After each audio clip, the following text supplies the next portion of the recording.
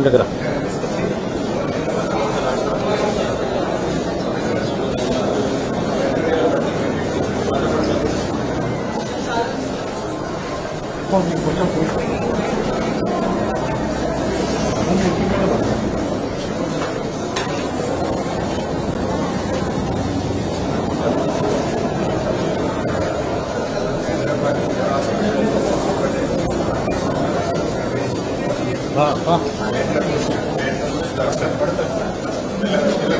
అన్న అన్న దగ్గర ఫోన్ సైడ్ అన్న కదా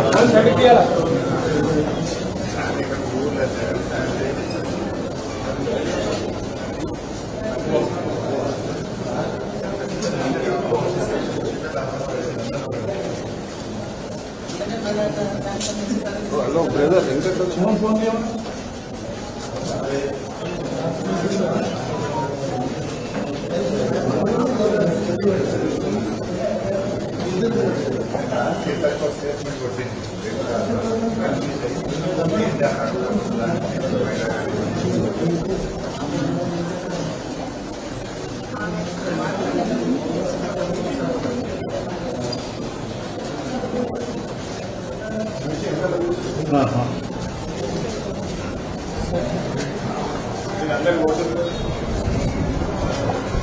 జరగబ్బా లైవ్ వస్తుంటాడా అలా లింక్ పంపించిన కదా తీసుకోవచ్చు కదా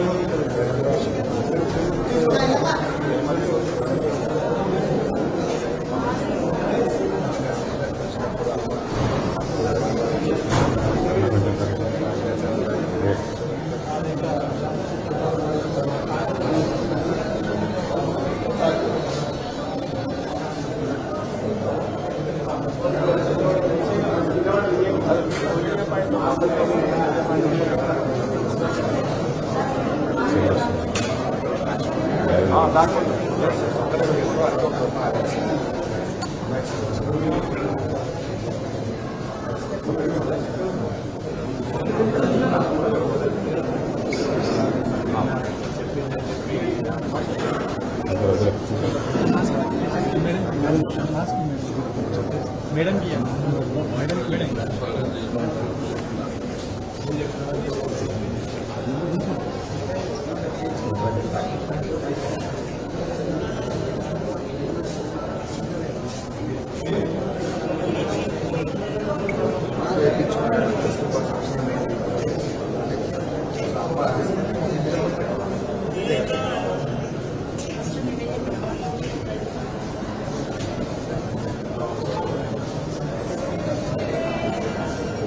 సెల్ ఫోన్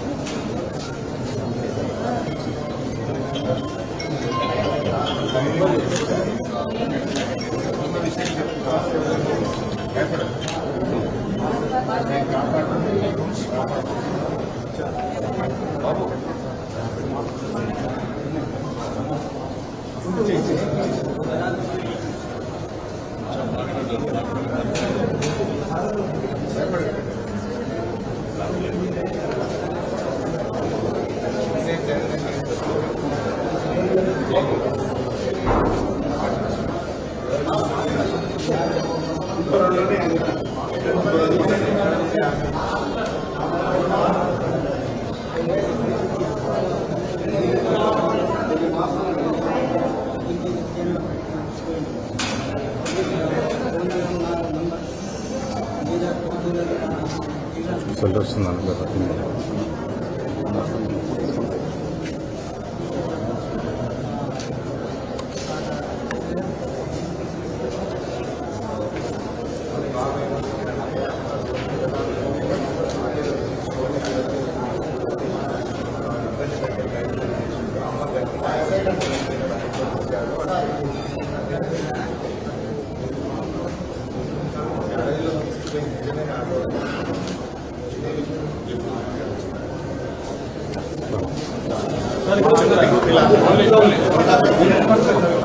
ఒక్క నిమిషం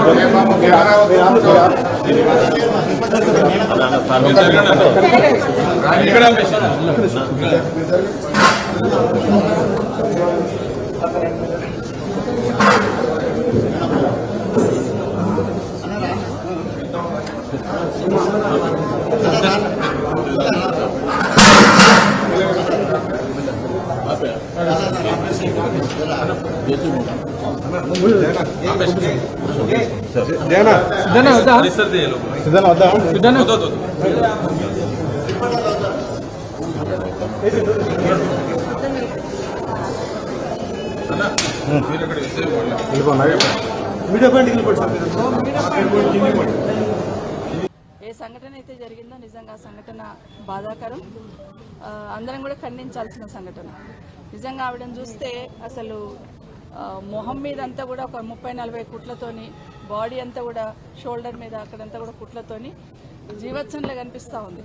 నిజంగా ఎంత ప్రతిఘటించి తనని తాను కాపాడుకుందనేది అక్కడ చూసిన తర్వాత మాకంతా అర్థమైంది. నిజంగా ఒక్కసారి వెనక్కి తిరిగి ఆలోచిస్తే 8 నెలలు ఈ రాష్ట్రంలో జరుగుతున్న అన్నీ చూస్తూ ఉంటాయి. అంటే పాలనను గాలికి వదిలేసి, శాంతి భద్రతను గాలికి వదిలేసి, ఏది జరిగినా ఈ ప్రభుత్వానికి సంబంధం లేదన్నట్టు ఏ విధంగా అయితే బిహేవ్ చేస్తున్నారో మళ్ళీ ఇలాంటి సంఘటనలు జరగడానికి ఆస్కారం ఏర్పడతా ఉంది. గత 8 నెలల్లో మహిళల మీద ఎలాంటి అత్యాచారాలు, అఘాయితాలు జరిగినాయి అనేది రాష్ట్రంలో అందరూ వింటూ ఉన్నారు. అసెంబ్లీ వేదికగా మాట్లాడుతూ ఉన్నాయి. ప్రభుత్వానికి చలనం లేదు. దాదాపుగా 1800 పైచిలకు సంఘటనలు మహిళల పట్ల జరిగిన సంఘటనలు చూస్తున్నాం. హైదరాబాద్ చుట్టుపక్కల కానీ, నాగర్ కర్నూల్లో గిరిజన మహిళల మీద జరిగిన సంఘటన కానివ్వండి, మొన్న షాద్నగర్లో జరిగిన సంఘటన కానివ్వండి, మహిళలంటే ఒక చులకన భావంతో ఈ పాలన జరుగుతున్నట్టు కనిపిస్తూ ఉంది. మహిళల పట్ల అగత్యాలు జరుగుతూ ఉన్న, అత్యాచారాలు జరుగుతూ ఉన్నా స్పందించడానికి ఈ రాష్ట్ర ముఖ్యమంత్రి గారికి కనీసం తీరిక కూడా లేని పరిస్థితి చూస్తూ ఉన్నాం. నిజంగానే దేశంలో కానీ రాష్ట్రంలో కానీ మహిళల పట్ల అత్యాచారాలు జరుగుతూ ఉన్నప్పుడు డెఫినెట్గా ప్రభుత్వాలనే స్పందించాలి. కానీ మన రాష్ట్రంలో ముఖ్యమంత్రి గారు ఇన్ని సంఘటనలు జరిగిన, హైదరాబాద్లో ఆర్టీసీ బస్సులో మహిళల మీద అత్యాచారం జరిగినా పట్టించుకునే వాళ్ళు లేరు. మహిళల మీద సామూహిక అత్యాచారాలు జరుగుతున్నా పట్టించుకునే వాళ్ళు లేరు. తల్లి పక్కన పడుకున్న చిన్నారి మీద, 6 సంవత్సరాల చిన్నారి మీద అత్యాచారం జరిగినా అడిగే నాదుడు లేకుండా అయిపోయింది. ఒకప్పుడు హైదరాబాద్లో మహిళలకి భరోసాతో భద్రత ఉండేటట్టు షీ టీమ్స్ లాంటివి ఏర్పాటు చేసి హైదరాబాద్లో ఉంటే శాంతి భద్రతలతో పాటు మహిళలకు భరోసా ఉంటుందని ఆ రోజు ఆనాటి ముఖ్యమంత్రి కేసీఆర్ గారు తీసుకున్న స్టెప్స్ తోని హైదరాబాద్ అంటే ఒక భరోసా భద్రత ఉందని ఉండేది. కానీ ఈ రోజు హైదరాబాద్ లో ఎక్కడ ఏముల ఏం జరుగుతుందో, బయటికి పోయిన మహిళ క్షేమంగా ఇంటికి వస్తుందా లేదా, బయటికి పోయిన ఆడబిడ్డలు క్షేమంగా ఇంటికి వస్తారా లేదా అని ఒక భయంతో ఈరోజు ఈ రాష్ట్రంలో భయానక పరిస్థితులు నెలకొన్న సందర్భాన్ని చూస్తున్నాం. ఈరోజు ఆ మహిళను మనము జైనూర్ సంఘటనలు జరిగిన వీళ్ళ మదర్ని ఏదైతే చూస్తున్నామో నిజంగా చాలా చాలా బాధ అనిపిస్తా ఉంది. ఇమీడియట్ గా వాళ్ళ మీద ఇక్కడే కాదు ఎక్కడ కూడా అత్యాచారాలు జరుగుతున్న వాళ్ళ మీద ఇమీడియట్ గా యాక్షన్ తీసుకున్న సందర్భం అయితే కనిపిస్తలేదు. ప్రతిసారి అడుగుతూ ఉన్నాం, మహిళల మీద ఇలాంటి సంఘటనలు జరిగినప్పుడు ఫాస్ట్ ట్రాక్ కోర్ట్స్ ఏర్పాటు చేయండి, అలాంటి వాళ్ళకి శిక్ష ఇమీడియట్ గా పడేటట్టు చూస్తే మిగతా వాళ్ళకు ఒక భయం అనేది ఉంటుందంటే కనీసం దాని మీద రివ్యూ చేసే సమయం ముఖ్యమంత్రి గారికి లేదు. దాని మీద నిర్ణయం తీసుకోవాలనే ఆలోచన కూడా ముఖ్యమంత్రి గారికి లేనట్టు కనిపిస్తుంది. ఒకటి మాకు అర్థమవుతుందంటే మహిళలంటే చులకన భావంతో చూస్తుంది ప్రభుత్వం అనేది స్పష్టంగా అర్థమవుతుంది. ఇప్పటికైనా ఏ మూల చూసినా ఏదో ఒక సంఘటన జరుగుతుంది. ముఖ్యమంత్రి గారు ఇప్పటికైనా మీరు కళ్ళు తెరిచి రివ్యూ చేసి ఇలాంటి సంఘటనలు పునరావృతం కాకుండా నిర్ణయం తీసుకోవాలని డిమాండ్ చేస్తా ఉన్నాం.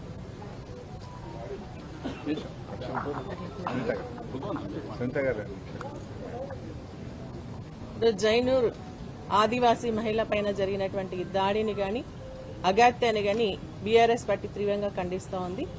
ఈ రోజు ఆ మహిళను చూస్తూ ఉంటే నిజంగా హృదయం చల్లిస్తూ ఉంది. జీవోత్సవంలా పడి ఉంది ఆమె. నిజంగా కూడా కాన్షియస్ లా లేదు. మరి ముఖం అంతా గాయాలతో, బాడీ అంతా కూడా గాయాలతో, మరి పరిస్థితి చాలా దయనీయంగా ఉంది. ఆమెకు మంచి వైద్యాన్ని అందించాలని చెప్పేసి మేము డిమాండ్ చేస్తా ఉన్నాం. అదేవిధంగా ఒక మహిళకు ఏంటంటే ఏదైనా ఇటువంటి సంఘటనలు జరిగినప్పుడు రాష్ట్రంలో వచ్చి పరామర్శించి చేతులు దులుపుకుంటుంది ప్రభుత్వం తప్ప దానిపైన సీరియస్ గా మళ్ళీ ఇన్వెస్టిగేట్ చేసి యాక్షన్ తీసుకోవాలన్న ఆలోచన ఈ ప్రభుత్వానికి లేదు అన్నట్టుగా కనిపిస్తా ఉంది. ఎందుకంటే ఇప్పుడు మన సవిత గారు చెప్పినట్టుగా చాలా ఇన్సిడెంట్స్, దాదాపు 2000 ఇన్సిడెంట్స్ ఈ 9 నెలల్లో మహిళల పైన అనేక దాడులు, అత్యాచారాలు, అగాత్యాలు జరిగినా కూడా ఉట్టిగా స్పందించి వదిలేస్తా ఉన్నారు. అంటే అది కూడా బీఆర్ఎస్ పార్టీ వెళ్లిన తర్వాత, వేరే వాళ్ళు వెళ్లిన తర్వాత తప్పదన్నట్టుగా వెళ్లి ఏదో పరామర్శించి వదిలేస్తా ఉన్నారే తప్ప మరి ఈ సంఘటన ఎందుకు జరిగింది అని స్పెషల్ గా ఇన్వెస్టిగేట్ చేసి మరి బాధితులకు రక్షణగా ఉండి మరి ఎవరైతే ఇటువంటి అత్యాచారాలు జరుగుతా ఉన్నాయో, దాడులు జరుగుతా ఉన్న వాళ్ళపైన సీరియస్ యాక్షన్ అనేది మరి ప్రభుత్వం ఎంతవరకు ఒక్కటి కూడా చేసినటువంటి సంఘటనలు కనిపిస్తలేవు. ఇప్పుడు కూడా మేము డిమాండ్ చేస్తా ఉన్నాం, దాడిలో మరి పాల్పడేటువంటి వాళ్ళందరినీ కూడా గుర్తించి మరి వారిపైన ఇమీడియట్ యాక్షన్ తీసుకోవాలని. ఇటువంటి కేసెస్ దాదాపు 2000 పైన అయిపోయినాయి ఇప్పటికీ. మరి ఇప్పటికైనా ప్రభుత్వం స్పందించి ఫాస్ట్ ట్రాక్ కోర్ట్స్ ఏర్పాటు చేసి ఇమీడియట్ వాళ్ళపైన యాక్షన్ తీసుకున్నట్టయితే ఇవి తిరిగి పునరావృతం కాకుండా ఉంటాయని చెప్పేసి కూడా నేను ప్రభుత్వాన్ని డిమాండ్ చేస్తాను. ఇమీడియట్ గా ఫాస్ట్ ట్రాక్ కోర్టు ఇక్కడ ఈ బాధితురాల్ని మరి ఏంటంటే నిన్న వచ్చి సీతగారు కొంత అమౌంట్ ఇచ్చేసి 1 లక్ష రూపాయలు ఇస్తున్నారు. మా బాధిత ఎస్సీ ఎస్టీ మహిళల పైన ఇటువంటి అత్యాచారం జరిగినట్టయితే, ప్రయత్నం జరిగితే వారికి 5 lakhs రూపీస్ ఉంది. ఈ ప్రభుత్వం స్పందిస్తే 10 లక్షల రూపాయల వరకు కూడా ఎక్స్గ్రేషన్ ఇచ్చేటువంటి ఆలోచన ఉండాలి. కానీ అది ప్రభుత్వం అటువంటి చిత్తశుద్ధితో ఉన్నట్టు కనిపిస్తలేదు. మేము డిమాండ్ చేస్తాను, వారికి మంచి వైద్యాన్ని అందించాలా, బాధితుని వాళ్ళని రక్షించాలా, అదేవిధంగా అత్యాచారానికి పాల్పడినటువంటి వారి పైన ఇమీడియట్ గా యాక్షన్ తీసుకుని ఫాస్ట్ ట్రాక్ కోర్టు ఈ కేసును ఇన్వెస్ట్ చేయాల్సిందిగా మేము డిమాండ్ చేస్తా ఉన్నాం. నువ్వు చెప్పినాడు ఇది వాళ్ళ అబ్బాయి అత్యాచారానికి గురైన వారి విక్టిమ్ వాళ్ళ కుమారుడు, బాబు పేరు ప్రవీణ్. వారు కూడా విషయం చెప్తారు. 31న మా అమ్మ వాళ్ళ అన్న తమ్ముళ్ళకి రాఖీ కట్టడానికి కొయ్నూరు అని 31న మా అమ్మ వాళ్ళ తమ్ముళ్ళని రాఖీ కట్టడానికి కొయ్నూరు అనే గ్రామానికి వెళ్తానని చెప్పింది. జైనూరు నుంచి కొయ్నూరు వెళ్ళే ఒక మగ్ధం అనే వ్యక్తి ఆటోలో కూర్చుంది. ఆటోలో కూర్చున్న తర్వాత ఆయన తీసుకెళ్తాడని నమ్మకంతో కూర్చుంది. తీసుకెళ్తుండగా ఒక గ్రామం దాటిన తర్వాత ఒక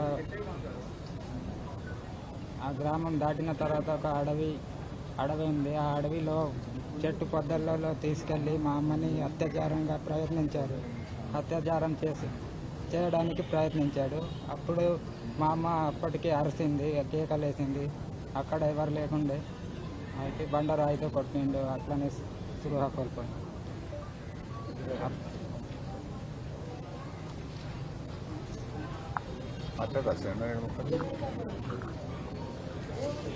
నిన్న ఇప్పుడే అబ్బాయి చెప్పినట్టు ఈ నెల 31వ తారీఖు జైనూర్లో జరిగినటువంటి సంఘటన అత్యంత పాశవికమైనటువంటి ఘటన. చాలా దారుణంగా ఆమె పైన హత్యాచార యత్నం చేసి రాయితో ముఖం మీద దాడి చేయడం జరిగిందనేటువంటి విషయాన్ని వారి కుమారుడు చెప్తా ఉన్నారు. నిజంగా ఈ రాష్ట్రంలో అత్యాచారాలు అనేటువంటివి నిత్య కృత్యం అయిపోయినాయి. మనం చూస్తూనే ఉన్నాం.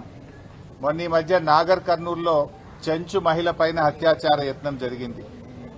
అదేవిధంగా ఎల్బీ నగర్లో 4 సంవత్సరాల అమ్మాయి పైన అత్యాచార యత్నం జరిగింది. పెద్దపల్లి జిల్లా సుల్తానాబాద్లో 6 సంవత్సరాల అమ్మాయి పైన అత్యాచార యత్నం జరిగింది. భూపాలపల్లి జిల్లాలో రక్షించాల్సిన పోలీస్ మహిళా కానిస్టేబుల్ మీద స్వయంగా వాళ్ళ ఎస్ఐ గారే అత్యాచారం చేసినట్టుగా మనందరం కూడా చూశాం. వనస్థలీపురంలో ఒక సాఫ్ట్వేర్ ఇంజనీర్ మీద అత్యాచార యత్నాన్ని చూశాం. నల్లగొండ జిల్లా శాలిగౌరారంలో ఒక దివ్యాంగ మహిళ పైన అత్యాచార యత్నం జరిగింది. నిర్మల్ నుంచి బస్సులో హైదరాబాద్కు వస్తా ఉంటే ఆ ప్రైవేట్ బస్సులో డ్రైవరే మహిళ పైన అత్యాచార యత్నం చేసిందని ఆ మహిళ ఉస్మానియా యూనివర్సిటీ పోలీస్ స్టేషన్లో కంప్లైంట్ చేసిన విషయాల్ని మనం చూశాం. అంటే ఇలా ఈ ప్రభుత్వం వచ్చిన తర్వాత అసలు లా అండ్ ఆర్డర్ అంతా కూడా కుప్పైపోయింది. 9 నెలల కాంగ్రెస్ ప్రభుత్వ హయాంలో రాష్ట్రంలో 1900 అత్యాచారం కేసులు నమోదైనాయి. 1900 అత్యాచార కేసులు నమోదైపోయినాయి. సబితక్క గారు అసెంబ్లీలో మాట్లాడుతూ ప్రతిరోజు అత్యాచారాలు జరుగుతున్నాయి, మహిళలకు భద్రత కరువైపోయింది, ఈ ప్రభుత్వం ఫెయిల్ అయిపోయిందని సబితా ఇంద్రారెడ్డి గారు శాసనసభలో మాట్లాడితే మరుసటి రోజే హైదరాబాద్ లో 4 అత్యాచారాలు జరిగినాయి. అసెంబ్లీలో మాట్లాడిన తెల్లారే 4 అత్యాచారాలు జరిగినాయి. అంటే ఈ ప్రభుత్వం మొద్దు నిద్రపోతా ఉంది. ఒకప్పుడు కేసీఆర్ గారి హయాంలో షీ టీమ్స్ పెట్టి రక్షణకు కేర్ ఆఫ్ అడ్రస్ గా హైదరాబాద్ ను మార్చారు. అప్పుడు ఏమన్నారు, తెలంగాణ రాష్ట్రం వస్తే ఇక్కడ శాంతి భద్రతలు ఉండవని, మత కలహాలు జరుగుతాయని, నక్సలైట్లు రాజ్యం వెళ్తారని ఎన్నో అనుమానాలు సృష్టించారు, అపోహలు సృష్టించారు. కానీ కేసీఆర్ గారు 10 ఏళ్లు ఈ రాష్ట్రాన్ని హైదరాబాద్ ను కంటికి రెప్పలాగా కాపాడుకున్నాం. లా అండ్ ఆర్డర్ లో దేశానికే ఆదర్శంగా తెలంగాణని తీర్చిదిద్దారు. మహారాష్ట్రలో ఒక పోలీస్ సమ్మిట్ లో కేంద్ర హోంశాఖ మంత్రి తెలంగాణ పోలీసులు అత్యద్భుతంగా పనిచేస్తున్నారని పబ్లిక్ మీటింగ్ లో కేంద్ర హోంమంత్రి తెలంగాణను ప్రశంసించారు. నేషనల్ అడ్వైజర్ ఫర్ డిఫెన్స్ ఒకసారి మన డీజీపీ, అప్పటి డీజీపీ మహేందర్ రెడ్డి గారితో మాట్లాడుతూ తెలంగాణ పోలీసులు బాగా పనిచేస్తున్నారు, టెక్నాలజీని బాగా వాడుతున్నారు, దేశానికి మీరు ఆదర్శప్రాయము అని చెప్పారు.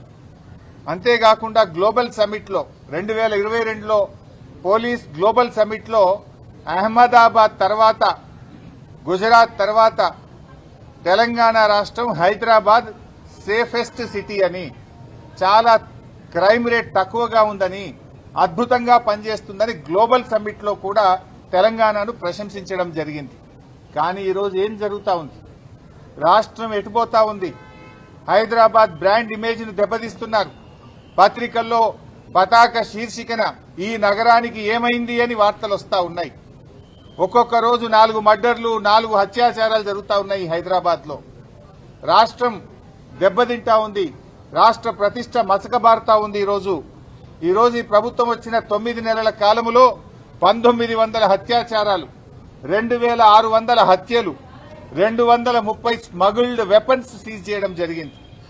స్మగుల్డ్ వెపన్స్ అంటే గుర్తొచ్చింది, ఈ మధ్య ఒక టీవీలో ఒక పేపర్లో చదివాను నేను. ఒక అమ్మాయి గాజుల రామారం పోలీస్ స్టేషన్ పరిధిలో ఎల్బీ నగర్ ఎల్ఎన్ బార్ దగ్గర పెట్రోల్ దొంగతనం చేస్తుందట. ఆమె బండిలో పెట్రోల్ అయిపోతే పెట్రోల్ దొంగతనం చేస్తే ఆ బార్ యొక్క సెక్యూరిటీ వాళ్ళు వచ్చి ఏందమ్మా ఇట్లా చేస్తున్నావు అని అడ్డుపడే ప్రయత్నం చేస్తే అమ్మాయి తన ఫ్రెండ్కు ఫోన్ చేసింది. 10 నిమిషాల్లో థార్ వాహనంలో 22-24 ఏళ్ల వయసున్న 4 పిల్లలు వచ్చి గాల్లో తుపాకులు తీసుకొని కాల్పులు జరిపి బెదిరించి ఆ అమ్మాయిని తీసుకొని అక్కడి నుంచి వెళ్లిపోయింది. అంటే ఎక్కడికి వెళ్ళి వస్తున్నాయి ఈ తుపాకులు?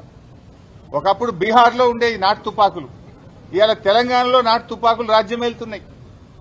22-24 ఏళ్ల యువకుల చేతుల్లో నాటు తుపాకులున్నాయి. పోలీసులు వాళ్ళని సబ్మిట్ చేసినప్పుడు నువ్వు ఎందుకు ఈ తుపాకులు ఎక్కడి నుంచి తెచ్చినావని ఆ పిల్లల్ని అడిగితే బీహార్ పోయి కొనుక్కొని వచ్చినా, మేము రియల్ ఎస్టేట్ వాళ్ళని బెదిరించి డబ్బులు సంపాదించదామని తుపాకులు తెచ్చినామని ఆ పిల్లలు చెప్పినట్టుగా పోలీసులు చెప్పిన వార్త నేను చూశాను. కేసీఆర్ గారి హయాంలో 5 ఏళ్లలో 2018 నుంచి 2023 వరకు ఈ స్మగుల్డ్ వెపన్స్ ఎన్ని సీజ్ చేసిందంటే 200 సీజ్ చేసింది. కానీ కాంగ్రెస్ ప్రభుత్వం వచ్చిన 9 నెలల్లో 230 స్మగుల్డ్ వెపన్స్ సీజ్ అయినాయి. అంటే నాటు తుపాకులు రాజ్యం వెళ్తున్నాయి. అడ్డగోలుగా స్మగుల్డ్ వెపన్స్ ఈ రాష్ట్రంలోకి దిగుమతి అవుతా ఉన్నాయి. లా అండ్ ఆర్డర్ కుప్పగూలింది. ఇవాళ ప్రభుత్వం నిద్రపోతున్నటువంటి పరిస్థితి మనం చూస్తా ఉన్నాం. అంటే ఈ రకంగా మొత్తంగా మన రాష్ట్రం యొక్క క్రెడిబిలిటీని దెబ్బతీస్తా ఉన్నది ఈ ప్రభుత్వం. మరి కొత్త డీజీపీ వచ్చిండు. ఈ డీజీపీ గారు వచ్చిన తర్వాత ఆయన వచ్చి అంతా 2 నెలలు అయిందో లేదో, 2 నెలల్లో రాష్ట్రంలో 4 మత కలహాలు జరిగినాయి. ఆ రోజు 10 ఏళ్ల కేసీఆర్ గారి హయాంలో ఎక్కడా మత కలహాలు జరిగేది కావు. ఈ ప్రభుత్వం ఇవాళ ఈ డీజీపీ గారు వచ్చినాక 4 జరిగినాయి. ఒకటేమో నిర్మల్లో, రెండవది సనత్ నగర్లో, మూడవది గోషామహల్లో, 4వది జైనూర్లో. 4 చోట్ల ఈరోజు మత కలహాలు జరిగినాయి. ఈ డీజీపీ గారు వచ్చిన తర్వాత సిస్టమ్ మొత్తం కొలాప్స్ అయిపోయింది.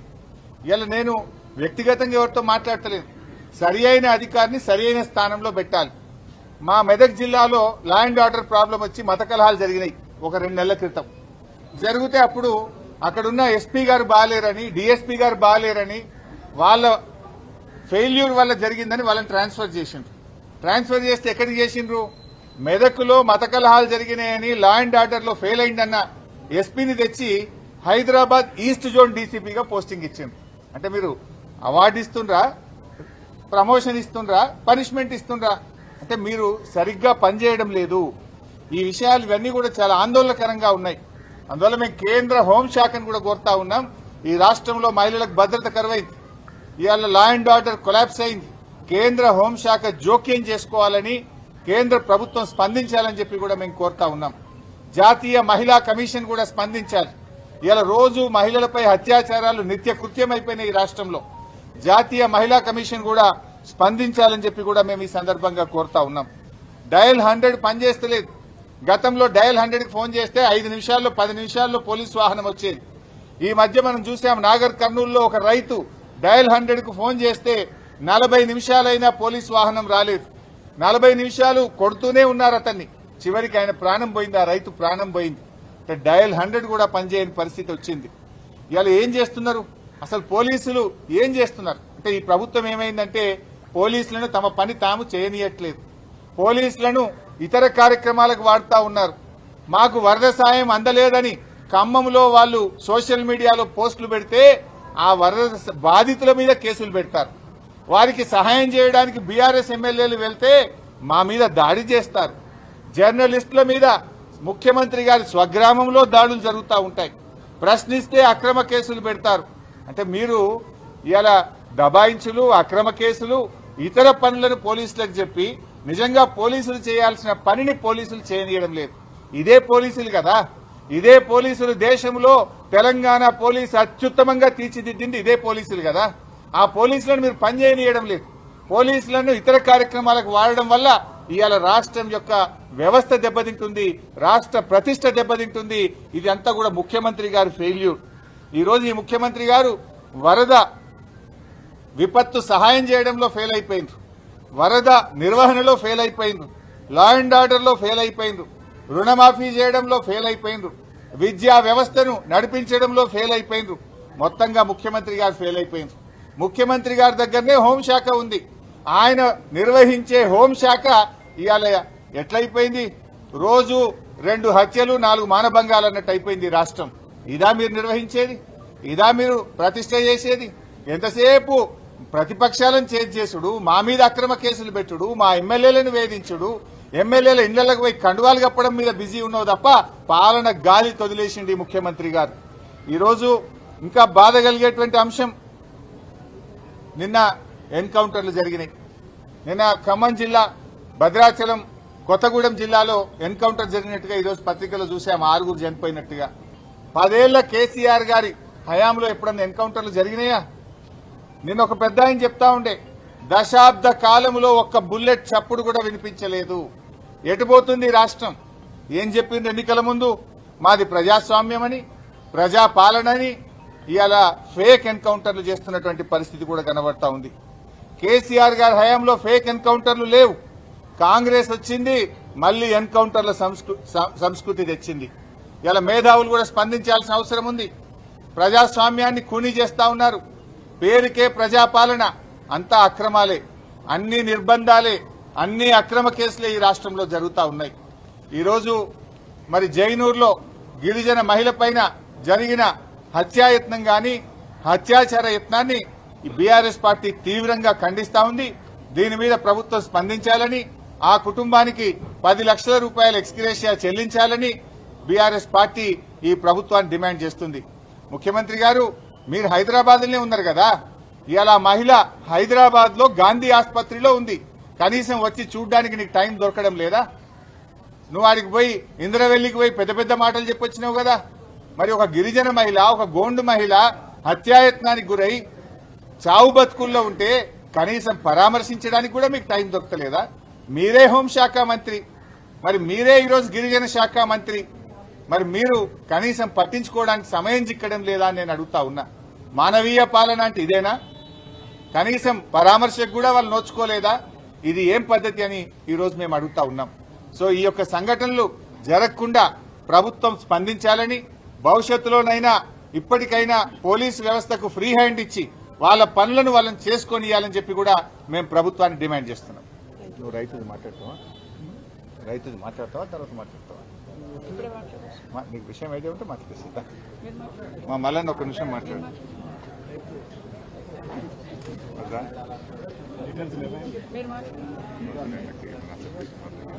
సురేందర్ రెడ్డి కదా పేరు? సురేందర్ రెడ్డి.